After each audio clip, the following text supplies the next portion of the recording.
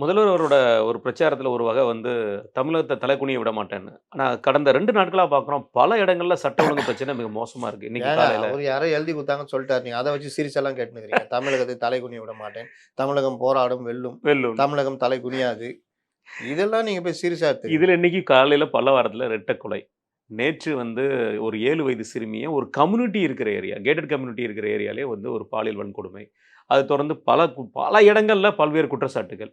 எப்படி பார்க்குறீங்க? இந்த கஞ்சாவோட ஆதிக்கம் வந்து ரொம்ப போயிட்டு இருக்கிற மாரி தெரியுது. கஞ்சா, மது, போதை. மது போதை போதை. கலாச்சாரம்.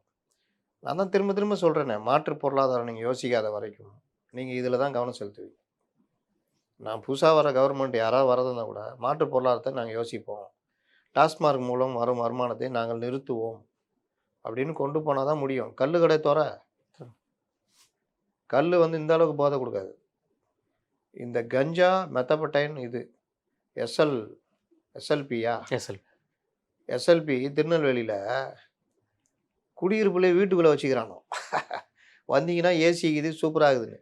இவன் இங்கேருந்து போடா அடுத்த தெரு முனையில போய் டாஸ்மார்க்ல நின்னு அந்த குடிக்கணும். அப்படின்னா எஃப்எல்-2ண்ணே எஃப்எல்-2. எஃப்எல்-2 இந்த சனியெல்லாம் எனக்கு என்ன தெரியும்? பிஎன்எஸ் கேட்டீங்கன்னா சொல்லுவேன்.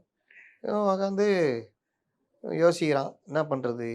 வீட்டு பக்கத்து வீட்லயே இருக்குதுங்க எஃப்எல்-2. என்னது? வீடையே எஃப்எல்-2வா எஃப்எல்-2வா மாத்துறான். மாத்திட்டாங்க. என்ன சொல்லுவீங்க? இந்த ஆட்சியின் சாதனை எஃப்எல்-2 கண்டுபிடிப்பு. அவன் எஸ்எல்வி கண்டுபிடிச்சுன்னுக்கிறான். இவன் இங்க எஃப்எல்-2 கண்டுபிடிச்சு வச்சுக்கிறான். நாடா இது? அதனால எவ்வளவுக்கு எவ்வளோ குடிக்க வைக்க முடியுமோ, அவ்வளவுக்கு அவ்வளோ குடிக்க வைக்கணும்.